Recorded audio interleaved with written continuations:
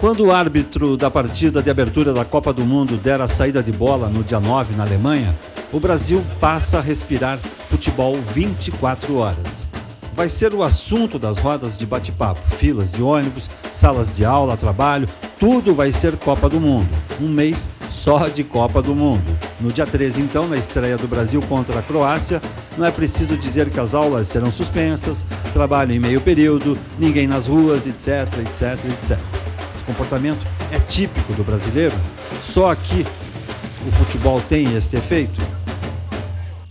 Comigo aqui no estúdio o professor Luiz Carlos Ribeiro, mestre em História Social pela USP e doutor em História pela Universidade de Paris. Professor, primeiro, obrigado por ter vindo. A história do futebol no Brasil começou realmente com Charles Miller? Foi ele quem trouxe o futebol para cá, não? Também. O Charles Miller, na verdade, é um mito, né? Uma referência na formação, na fundação dessa prática esportiva no Brasil. Na verdade, o esporte, o futebol, assim como outras práticas esportivas, né? Mas sobretudo o futebol, ele chega no Brasil com o grande movimento migratório, né? Europeu no final do século XIX, início do século XX. E ele vem, na verdade, com esses imigrantes, com ingleses, alemães, italianos, espanhóis, portugueses, né? Principalmente esses grupos étnicos. E essa população toda vem para o Brasil, né? Para as grandes cidades, sobretudo Rio, São Paulo, as cidades do Sul, né? E começa a formar os seus clubes, né? Os seus grupos étnicos e seus clubes étnicos. E aonde se praticavam esportes mais variados, né? Quer dizer, o futebol na época era de bandeira nacional mesmo, era era o futebol italiano, era o futebol alemão, o futebol português? Enfim, os sujeitos se organizavam, quer dizer, o futebol não era diferente, né? A prática dele era de acordo com os grupos. E claro que, muito rapidamente, isso que é um fenômeno, né, realmente, muito rapidamente vamos dizer assim, a comunidade brasileira, né, aí já misturando com esses próprios estrangeiros, assimilou essa prática esportiva. Então, o Charles Miller é uma referência, sem dúvida, né? Mas não foi só ele. Claro, mas muito por conta da forma como foi registrada essa memória, né? O Charles Miller, então, é do clube paulistano, em São Paulo, um clube rico, né? De uma elite paulistana, e que deixou uma memória. Então, quando os estudiosos vão buscar documentação para tentar compreender a formação do futebol, não vai encontrar memória sobre o futebol de várzea, o futebol que não era praticado nos clubes, né? E acaba ficando esse registro, que é importante, sem dúvida, o Charles Miller, né? Mas não foi ele quem trouxe o futebol. Na verdade, quem trouxe Aquela história da bola, de fato, aquilo é verdade? Que ele trouxe, depois dos seus estudos, uma bola e foi a partir dali que o Brasil... Não, também, outro mito. Quer dizer, a bola, claro, que muita gente... porque a bola, na verdade... Já se conhecia a bola de futebol no Brasil. A bola é tão antiga quanto a roda, né? E aí, como vimos no início do programa, a história do jogo de futebol, na verdade, é muito anterior aos ingleses. Exatamente. O que os ingleses fizeram a partir dos seus colleges, né, que o futebol na Inglaterra era praticado... Colocar regra. Isso, eles instituíram, porque fazia parte, as regras, não só no futebol, como no boxe, em outras práticas esportivas, a constituição da regra no final do século XIX, ao longo do século XIX, constituiu, aliás, não só no esporte, mas na vida como um todo, constituiu uma prática civilizadora. Então, a regra, sobretudo a regra escrita, fazia parte de um povo civilizado.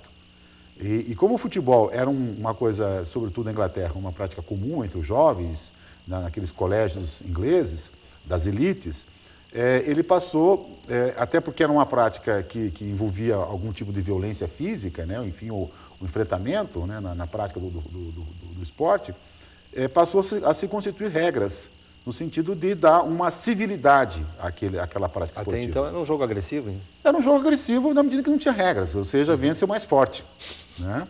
E buscando, então, esse processo civilizador, essa domesticação da violência, esse controle da violência, veja, isso não é exclusivo no futebol, isso é uma prática comum na sociedade como um todo, né? A instituição do parlamento, né? As regras, o processo da democracia representativa, das eleições, da Constituição escrita, quer dizer, saindo daquela oralidade para um documento escrito.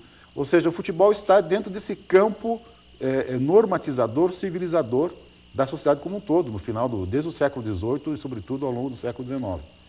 Então, a regra né, a definição do número de jogadores, a instituição de um juiz, o tamanho do campo, etc., se constitui no final do século XIX, né, e essa prática é que é universalizada enfim, para o mundo todo. Uhum. Agora, daí para cá, o futebol passa a ser um dos esportes mais populares do mundo e no Brasil ele tem um quê especial aí. Dá para explicar isso? O porquê daqui a gente ter essa paixão pelo futebol? Realmente é algo que no campo, no plano, digamos assim, mais racional, é muito difícil de explicar. Há uma subjetividade, né? E o futebol, com todo e qualquer jogo, a subjetividade é fundamental, né? Seja um jogo de cartas, seja um jogo de futebol. Se não houver a subjetividade, o jogo perde graça. Por que nós gostamos do futebol como outras práticas esportivas? Porque há uma possibilidade há uma indeterminação. Existem as regras, mas há uma indeterminação, né? Por mais que nós saibamos que um determinado time tem condições, é favorito, mas existe sempre a possibilidade de que ele... Dá uma zebra. Dá uma zebra, que mesmo ele sendo favorito, ele perca. Ou seja, essa indeterminação, essa improbabilidade é que torna o jogo, qualquer jogo, de carta, de xadrez ou futebol, algo apaixonante para o ser humano. Então há uma subjetividade. No caso, então, do futebol se tornar uma paixão nacional, há tanto o aspecto, digamos assim, racional, de análise racional e política, né, social, quanto essa subjetividade da paixão do brasileiro por esse esporte, né? Uma das explicações que a gente encontra é que o futebol se popularizou nas camadas pobres brasileiras, não só dos imigrantes, né? Lembrando que a grande maioria dos imigrantes que chegou no Brasil no final do século XIX e ao longo do século XX eram de homens pobres, né? E que vieram para cá para trabalhar no café, enfim, na nossa indústria, nosso comércio que estava se desenvolvendo. E vão junto com a população brasileira, que a grande maioria era de ex-escravos, negros ou mestiços, né? A grande maioria dos homens pobres, essa prática do futebol nas ruas, nos campos baldios, né? Acabou se disseminando. E, inclusive, nas fábricas, ou seja, o futebol começou a ser utilizado como um espaço de lazer e até mesmo de controle social. Uhum. Né? Ou seja, uma forma de controlar as atividades de lazer. Algumas fábricas, é o caso clássico do Bangu, né? Uma fábrica de tecidos no Rio de Janeiro e que, por muito tempo, foi um clube de referência nacional, né? No Rio de Janeiro. Então, alguns empresários estimulavam. E há um elemento subjetivo, até hoje discutido, e acho que não vai se resolver nunca, é essa facilidade do brasileiro, né, em jogar futebol, exatamente, sobretudo o negro, o mestiço. Uhum. Né? Tanto que há uma tese famosa do Gilberto Freire, e depois, sobretudo, do Mário Filho, né, que escreveu O Negro no Futebol Brasileiro, né, nos anos 30, que vai construir essa ideia de que o futebol no Brasil se tornou essa potência em função dessa facilidade do negro e do mestiço, né, no Brasil em ter essa ginga, essa plástica, né, em jogar o futebol. Que hoje o Ronaldinho Gaúcho, por exemplo, né, como o Robinho, essas figuras expressam muito essa agilidade, né, esse caráter dionisíaco, né, do jogar o futebol, um pouco do malandro, que é um pouco da nossa cultura também, né? Que vem aquela coisa do samba, do malandro, Tem a explicação genética, né? Eu não sei, olha, a coisa vai para o campo de uma subjetividade aí que, não sei se é genético isso, e que realmente não dá para ficar fazendo muitas afirmações absolutas sobre isso. Mas que há essa subjetividade, que há essa constatação se faz a partir de quando? Que no Brasil existem talentos especiais? Veja, ela coincide, digamos assim, com uma situação política, porque foram intelectuais, né, e eu cito sobretudo Gilberto Freire, que pensou essa questão de maneira mais firme, né, na obra dele, Casagrande Senzala, né, quando ele vai tentar mostrar que o mestiço é a substância do homem brasileiro. E nós estávamos vivendo ali nos anos 30 uma conjuntura social e política de afirmação da identidade nacional, em que já não se acreditava mais naquele processo de branqueamento, de eugenia, que o imigrante viria e transformaria o Brasil de um Brasil negro escravo num Brasil branco e civilizado, quer dizer, aquela utopia se desfez, né? E passou-se a acreditar, né, a partir, sobretudo, do governo Vargas, acreditar numa identidade do homem brasileiro. E essa identidade Gilberto Freire construiu com muita competência, né, do ponto de vista de afirmação, tornou-se uma verdade nacional dessa figura do mulato, do mestiço brasileiro, né, do homem brasileiro. E passou a identificar essa figura do mulato com algumas vitórias que o Brasil começou a ter no campo esportivo, no campo futebolístico, né, já nos anos 30, né, apesar que só vamos ganhar Copa bem mais tarde, né, mas nos anos 30, 40 o Brasil já era o futebol já era uma prática bastante difundida no Brasil. Então essa ligação então há uma construção tanto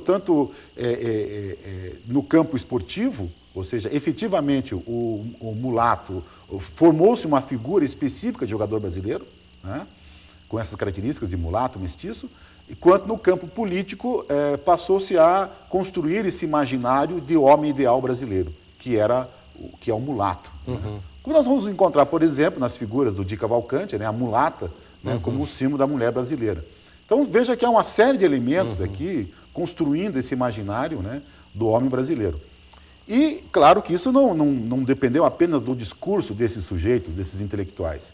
O fato é que na prática, na efetividade, no caso do futebol, ele foi eficaz.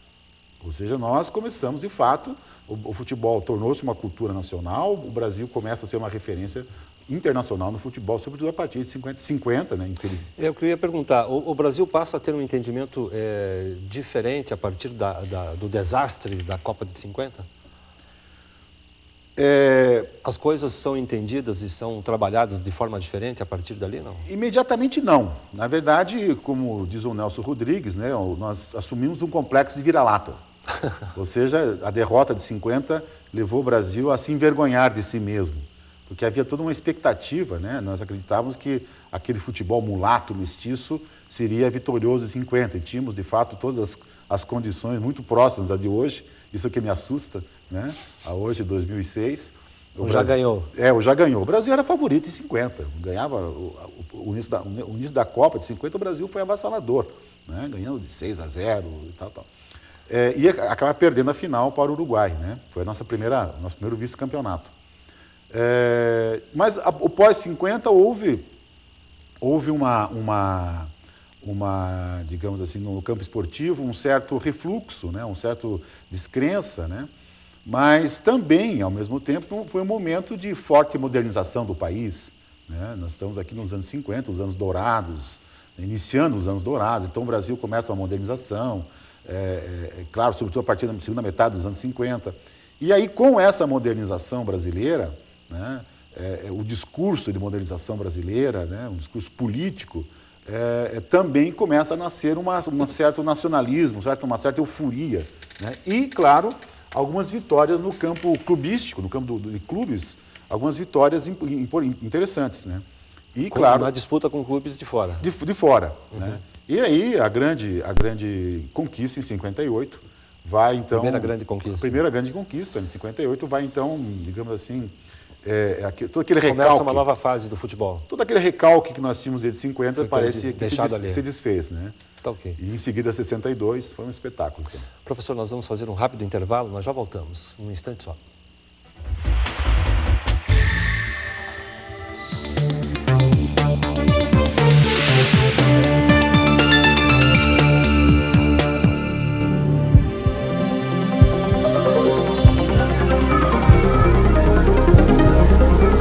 Os alunos da Universidade Federal do Paraná têm direito à assistência à saúde nas seguintes especialidades: clínica médica, ginecologia, pediatria, psiquiatria, enfermagem, assistência social, odontologia e massoterapia.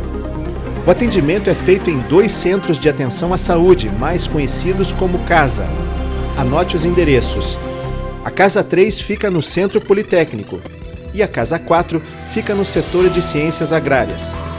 Nestes locais também são aplicadas vacinas contra hepatite, tétano e gripe. Os filhos de alunos com menos de 13 anos também têm direito à assistência médica gratuita.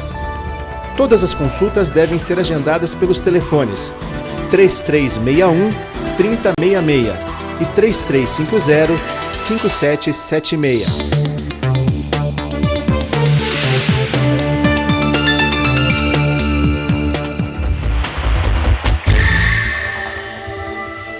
Você assiste ao programa Saiba Mais, que hoje entrevista o professor Luiz Carlos Ribeiro, mestre em História Social pela USP e doutor em História pela Universidade de Paris.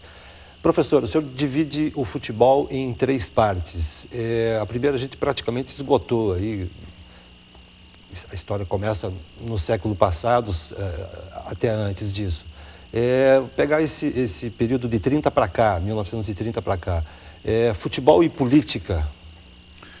O futebol, como qualquer atividade humana, né, ele tem o seu lado político, evidentemente. Qualquer atividade humana tem o seu lado político. Mas, ao mesmo tempo, tem a sua autonomia. Não podemos reduzir, imaginar que o futebol tem um uso político simplesmente.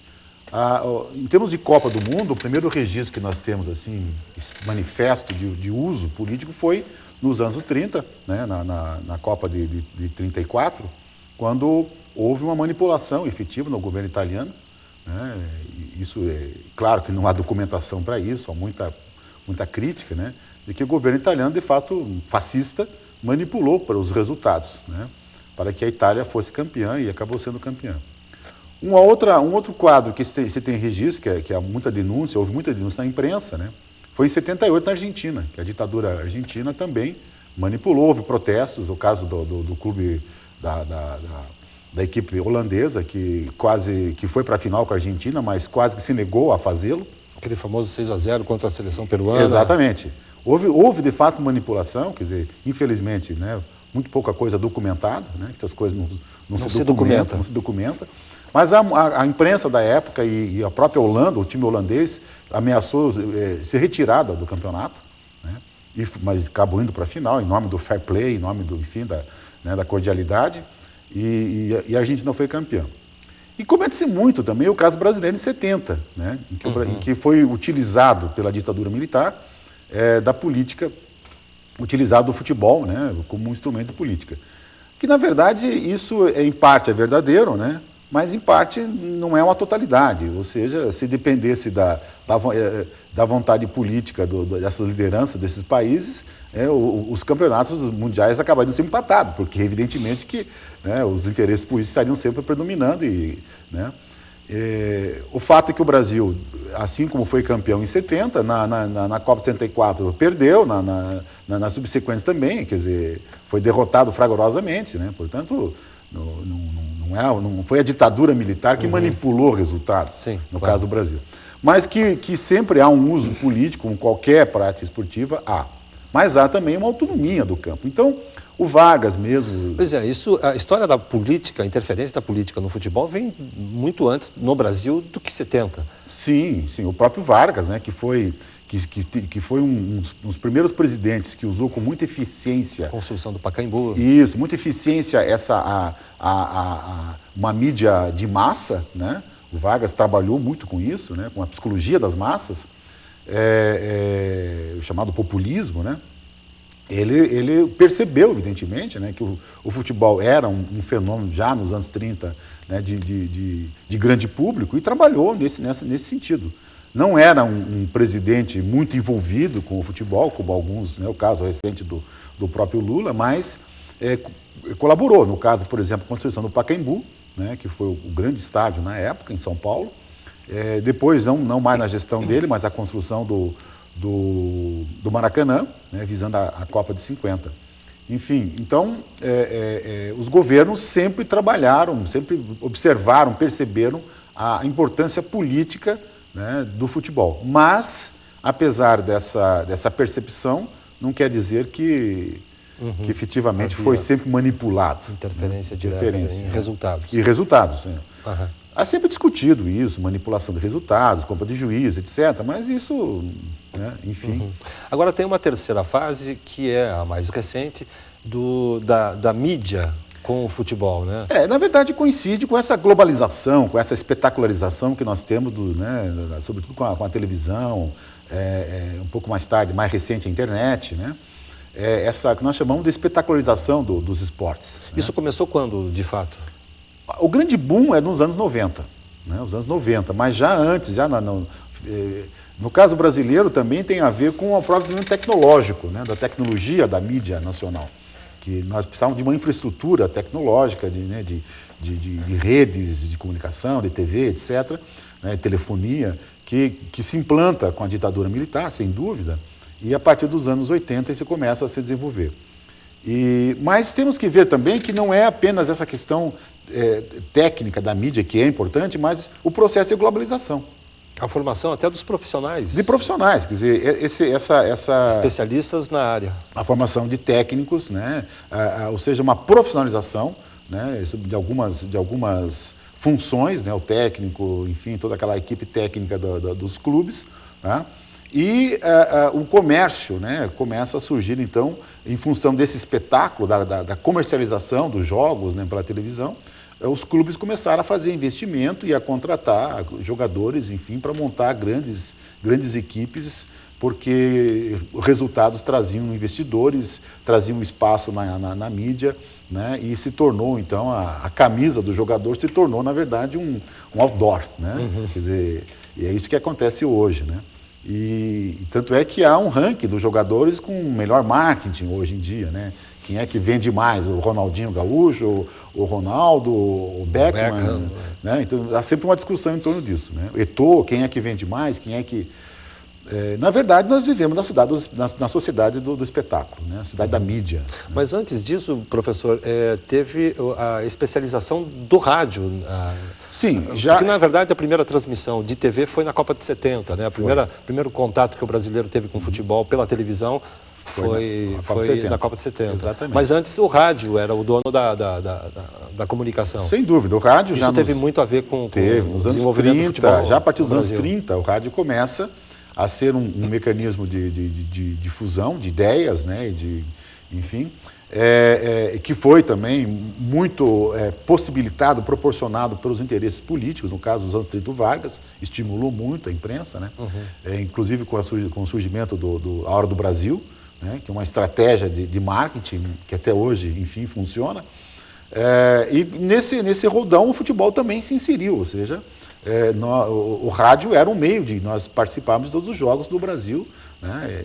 Eu lembro na Copa 66, a famosa, que nós perdemos em Portugal, né? Para Portugal, quando fomos desclassificados, eu lembro que eu aos 13, 14 anos, eu ouvia, era office boy, né? Trabalhava aqui em Curitiba, e o centro de Curitiba parava para ouvir nos rádios que eram transmitidos como hoje tem os aparelhos de televisão TV, nas lojas. Nós não tínhamos televisão ainda, né? Era o radinho e ficávamos ouvindo. Esse comportamento brasileiro tem desde o período do rádio. Desde o período do rádio. Era parar mesmo a cidade para acompanhar a Copa pelo rádio. Pelo rádio. Né? E era uma vibração. Eu não sei se o envolvimento não era tanto ou maior do que hoje com a televisão. Uhum. Porque a televisão dá tudo mastigado, né? Você não precisa imaginar a jogada sendo narrada. Exige menos interatividade nesse sentido, porque você tinha que ficar imaginando aquela descrição que o comentarista dava, né? Às vezes com um certo exagero. Muitas das vezes com exagero, né? No Brasil, inclusive, a gente sabe de histórias aí de alguns narradores que responsabilizaram a arbitragem por derrotas do Brasil em alguns jogos. O Nelson Rodrigues, que eu considero o maior cronista esportivo do Brasil, né? Já falecido, que ele é teatrólogo e cronista, ele tem uma frase, quando surgiu os primeiros videotapes, né? Enfim, porque quando surgiram as primeiras transmissões por videotape, o que provocava? Desfazia aquele comentário que, né, o cronista, enfim, o radialista estava comentando durante o jogo. Então ele tem uma frase famosa que ele diz: o videotape é burro. Né? Ou seja, ele traz a realidade. Eu não quero ver isso. Não, né? porque ele dizia, o futebol não é essa verdade. Né? Muito mais de coração, o de futebol, paixão. Se você tirar essa emoção que o radialista trazia para o ouvinte, né, e que a televisão agora retirava, né, desnudava aquela construção toda que o radialista fazia, ele dizia, o videotape é burro, porque ele traz uma realidade e desmonta, ele cria uma camada de gelo, ou seja, parece que, né, perde aquela... Viu só, ele estava impedido, estava 5 centímetros à frente. Exato. É não, aquela famosa, a bola passou raspando o travessão, né? De repente, passava no videotape, na verdade foi a lateral. Não tinha nada a ver com raspando o travessão. E isso daí começou a ser introduzido na vida do brasileiro a partir de 70. A partir de 70, os anos 80, final de 80, é o grande boom, de fato, né? Quando, enfim, é essa mídia que nós conhecemos hoje, né? E a televisão, a partir de 84, a TV Globo, a partir de 84, passa a ter os direitos exclusivos de transmissão da Copa do Mundo. Isso tem a ver com o comportamento do brasileiro hoje com o futebol? Olha, tem tanto quanto tem a novela. Quer dizer, comparando, acho que são duas Porque culturas. hoje, com essa cultura da televisão, é muito comum você ir a um estádio de futebol, como o senhor mesmo disse, e ver uma jogada de gol e esperar lá no inconsciente o replay. Exatamente, porque quando você está ao vivo, você não consegue ver tudo. O hábito de ver na televisão é muito forte. É muito forte e cria uma digamos assim, uma cultura de não ir mais ao futebol, mais ao campo, né? O que é ruim. Mas isso também não é, o ir ao campo também não é só um problema da televisão, do meu ponto de vista, porque no caso europeu... Aí tem uma série de outras questões. Nós sabemos, os estádios europeus, os jogos são exatamente problema de segurança no Brasil, insegurança do ponto de vista, enfim... locomoção, e o problema também dos estádios são precários, apesar dessa lei sem estrutura, obrigando melhores condições. As condições do estádio são horríveis, né? Para você levar uma família, assistir com conforto, né? O senhor tem quantos trabalhos sobre futebol? Olha, publicar tenho 5 trabalhos. Já orientei 2 trabalhos de mestrado no nosso departamento de História. Estou orientando atualmente 2 trabalhos de doutorado e mais um de mestrado. E isso tudo, claro, por consequência da sua paixão pelo futebol. Sem dúvida. O senhor é curitibano, torce para algum time aqui em Curitiba? Eu sou paranista, desde o tempo do Ferroviário. Desde o tempo do Ferroviário. Desde o tempo do Ferroviário. Ainda. E como torcedor e como estudioso do futebol, o que o senhor espera aí dessa próxima Copa? Olha, eu tenho é um técnico como todos os brasileiros, né? Todos os brasileiros. Por um lado, há uma esperança, um desejo, evidentemente. Por outro, há uma... Tem um barulho muito grande. Tem essa... O senhor mesmo se referiu agora há pouco, muito parecido com o da Copa de 50. Copa de 50. O Brasil entrou em 50 no Maracanã com a ideia de que a taça já é nossa, a taça do mundo é nossa. Há muita hoje essa mentalidade de que a taça do mundo é nossa, e não é bem assim. Eu me preocupo um pouco essa espetacularização que os treinos, por exemplo, da seleção brasileira já começa com campo aberto, 5.000 pessoas. Aberto ao público. Eu não sei como é que se treina isso, entende? Quer dizer, já temos lá a escola de samba. Quer dizer, essa coisa é um pouco, eu acho. Muito barulhento. Eu estou vendo muito espetáculo. E aí tem a ver a participação da televisão? Sem dúvida. É um espetáculo feito para a televisão. Porque o Brasil, infelizmente, lá fora, né, infelizmente, o Brasil, eu diria que, não querendo exagerar, 70% da nossa imagem é o futebol, né, o que é ruim, por um lado, né? Claro. Então, se trabalha muito em cima disso, quer dizer, o futebol vende muito por conta desse espetáculo dos nossos jogadores, ir associando o samba, o carnaval, as mulheres seminuas, essa coisa toda desse Brasil tropical, espetacular, né, exótico, que os europeus adoram, mas do meu ponto de vista, isso para ganhar jogo, né, infelizmente não é suficiente. O senhor tem algum conflito aí do estudioso do futebol e do torcedor de futebol? Às vezes se pega em algumas questões assim, eu diria isso, mas o estudioso ou o torcedor... Isso é comum, porque tanto no esporte quanto em qualquer outra pesquisa que você faça, quer dizer, o cientista social ele tem que, ao mesmo tempo que se apaixonar pelo seu tema, ao mesmo tempo não ser militante do seu tema, né? Porque quando você é um militante, você perde a possibilidade de ver um pouco mais amplamente, com mais, né, com mais distância, para poder fazer a crítica. Então, sim, há um esforço. Isso é do cientista social sério, tem sempre que fazer um esforço, né, para não deixar a paixão... Envolvimento emocional envolver, porque senão ele vai ser, como aliás é muito comum na grande produção sobre a memória do futebol, uma produção muito mais emotiva, sim, do que propriamente uma análise mais social, tentando uma análise mais crítica, né? O senhor faria, para a gente encerrar, a mesma convocação que o Parreira fez? Faria, talvez com... Algumas exceções? Uma única exceção, talvez. Acho que o Ricardinho não iria no meu time. Mesmo tendo sido jogador criado aqui no Paraná. Não, claro. Aí já não tem mais o envolvimento Não, do exatamente. torcedor. Eu acho que hoje, acho que haveria outros nomes hoje, né? Com mais capacidade. Quem, por exemplo? O Alex, talvez. O Alex do Curitiba. Do Curitiba. Ex-Curitiba. Ex-Curitiba. Ricardinho, ex-Paraná. Ex-Paraná Clube. Professor, muito obrigado por ter vindo. Prazer. O Saiba Mais volta com uma nova edição na semana que vem. Até lá.